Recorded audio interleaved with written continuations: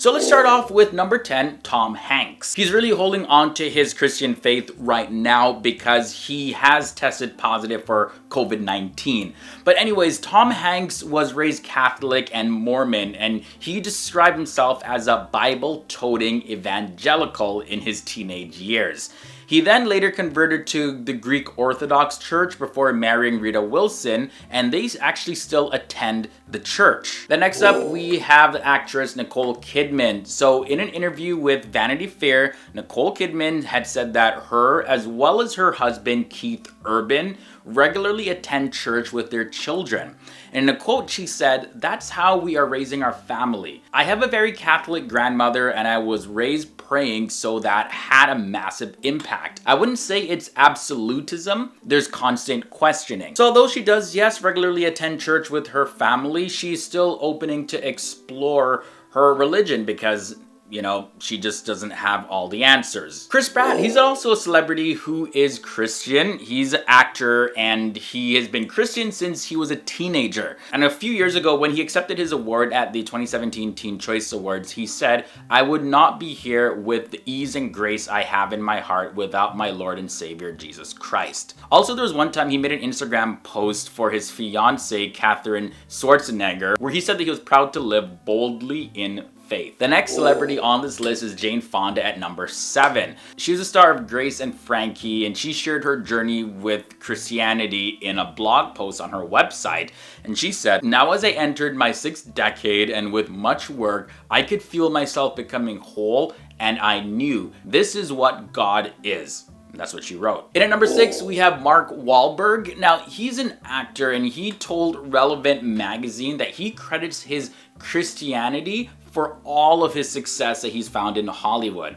And in a quote, he said this, "My faith and my family are the most important things. Those things allow me to be successful in all other things that I'm doing." At number 5, we have Carrie Underwood. Now, she's a country music singer, and she was also the winner of American Idol. Now, she's known to be vocal about her relationship with God, both in her music as well as in interviews. And now she spoke about a difficult experience one time where she had a miscarriage, and that her faith was the thing that got her through.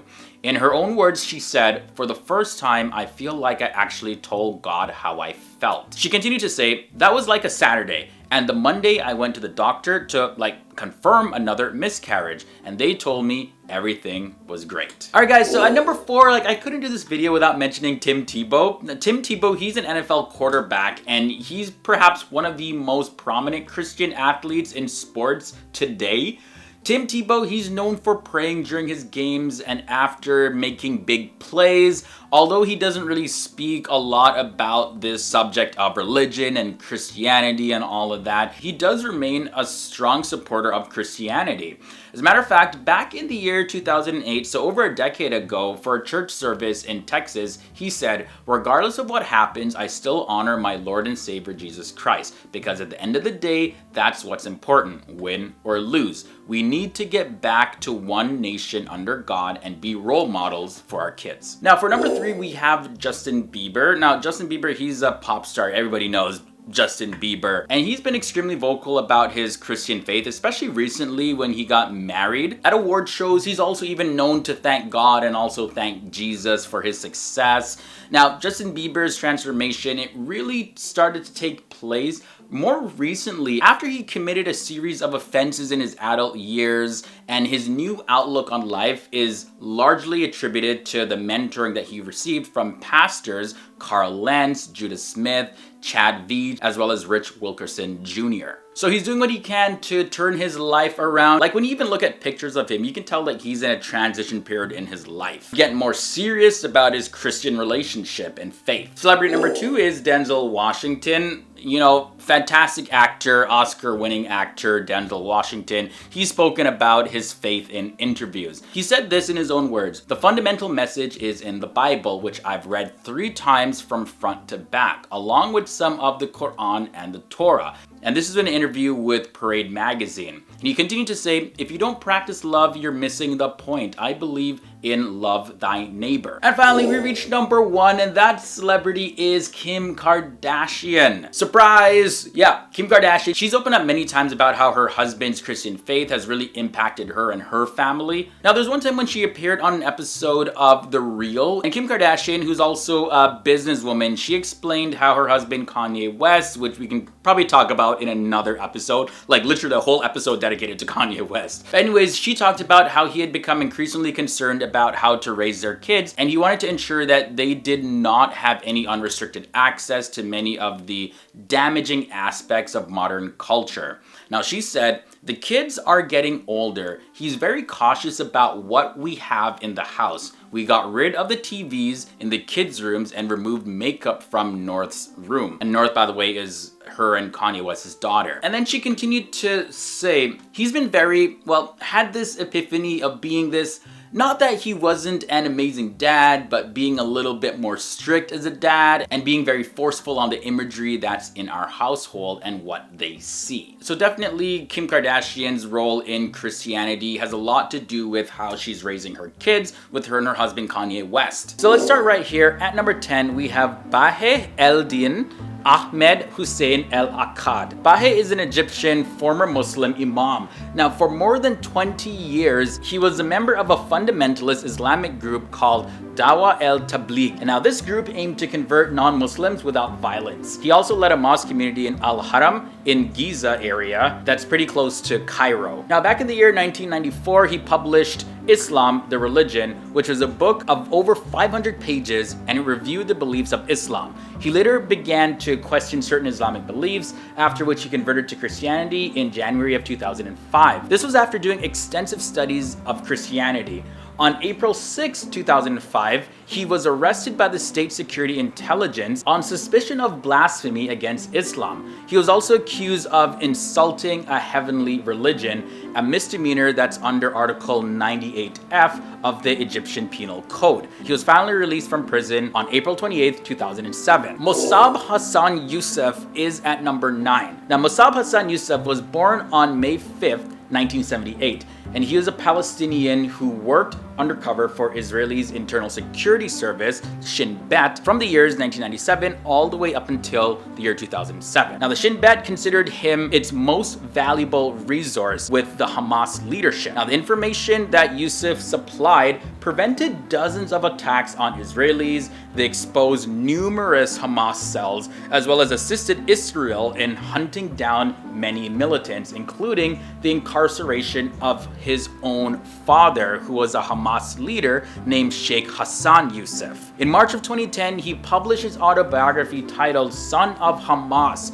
And in the year 1999, Youssef converted to Christianity, and in 2007, he moved to the United States. And here we have Nazli Sabri at number 8. Nazli Sabri was born on June 25th, 1894, and she was the first queen of Egypt from the years 1919 up until the years 1936 as the second wife of King Fuad. Nazli was born into a family of Turkish and French origin. Following the passing of King Fuad in the year 1936, her son Farouk became the new king of Egypt, and she became the queen mother. Now, fast forward to the year 1946, Nazli left Egypt and went to the United States for treatment for a kidney disorder. And then in August of 1950, King Farouk deprived the queen mother, as well as her daughter, Princess Fatia, of their rights and their titles. This was all due to Fatia's marriage, which Nazli very much supported, but it went against Farouk's own wishes. She married Riyad Ghali Effendi, who was a Coptic Christian. Nazli later converted to Christianity,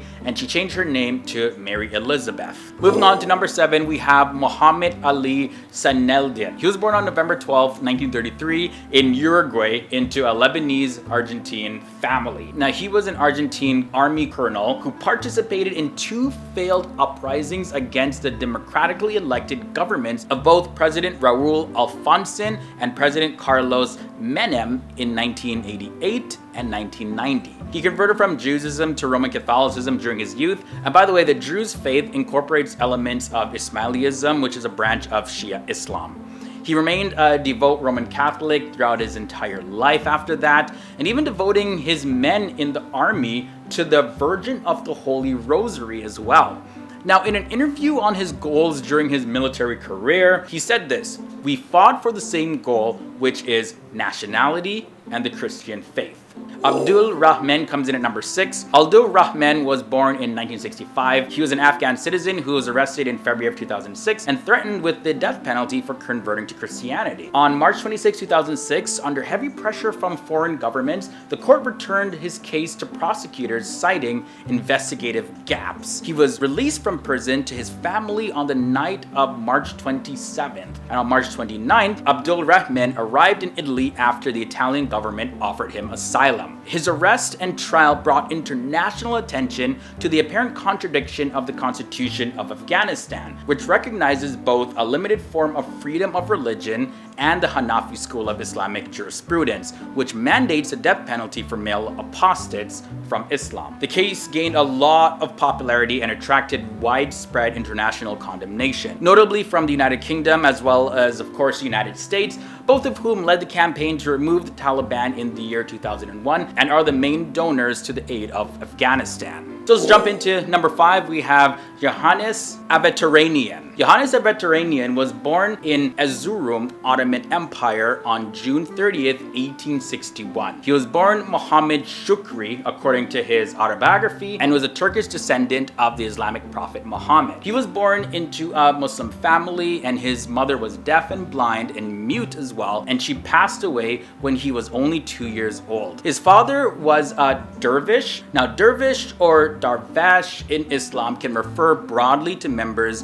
of a Sufi fraternity, or more narrowly referring to a religious mendicant who chose or accepted material poverty. Johannes was originally a mullah in Turkey who converted from Islam to Christianity and later became a missionary for the Swedish Mission Covenant Church in southern Xinjiang. He has also translated the New Testament into different languages. Chamillionaire comes in at number 4. He was born Hakim Suriki, and he was born on November 28, 1979. He's better known by his stage name simply as Chamillionaire, and he was born to a Muslim Nigerian father as well as an African American Christian mother in Washington, D.C. He then moved to Houston, Texas at the age of 4 years old, and his parents divorced in his teen years. Chamillionaire, if you don't know already, is an American rapper, entrepreneur, as well as an investor, and he began his career independently with local releases back in the year 2002, including the collaborative album Get Your Mind Correct with fellow Houston rapper, as well as his good childhood friend Paul Wall. He signed to Universal Records in the year 2005, and he released The Sound of Revenge under Universal. Chamillionaire is also known for his most anticipated mixtape Messiah series, which ran from the years 2004 up until 2009. Next up at number 3, we have Soraya Esfandiria Bakhtiari. Soraya was born on June 22nd, 1932,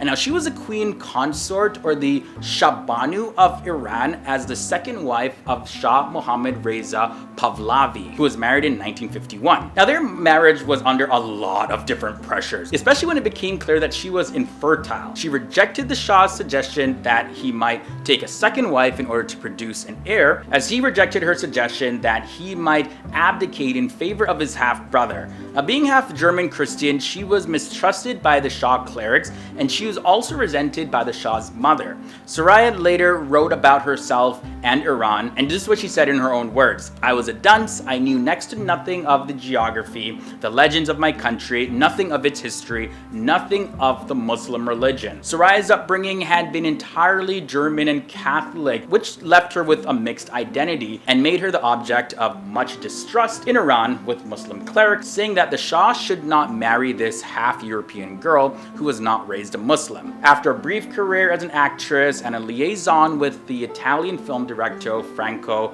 Indovina, Soraya lived alone in Paris till her passing in the year 2001. Now let's talk about Rima Faki, who comes in at number 2. Rima Faki was born on September 22nd, 1985, and she's a Lebanese and American actress, model, professional wrestler, as well as a beauty pageant title holder who won Miss USA back in the year 2010. Now, during and after the Miss USA pageant, her religious and ethnic identity became the subject of widespread discussion. I actually remember seeing this all over the news. I even watched this pageant, to be honest, live on TV. Now, she was quoted as saying, "I like to say I'm American first. I'm an Arab American. I'm a Lebanese American. I'm a Muslim American." And many Arab Americans celebrated her win, but some Muslims felt that she did not properly represent their religion. And then later in 2016, Rima Faki converted to the Maronite Church, which is an Eastern Rite of the Catholic Church, from Shia Islam upon marriage to a Lebanese-Canadian music producer named Wassim Slaby. And by the way, he's known as Tony Sal. And finally, here at number 1, we have Imad-ud-Din Lahiz. Imad-ud-Din Lahiz was among the 4th generation of Islamic scholars in the family. Now, his father, Muhammad Siraj-ud-Din, his grandfather, as well as his great-grandfather had all been scholars. The Lahiz family was from Panipat, which is a town in the modern-day Haryana state of India. The Muslims of Panipat had a reputation for being zealous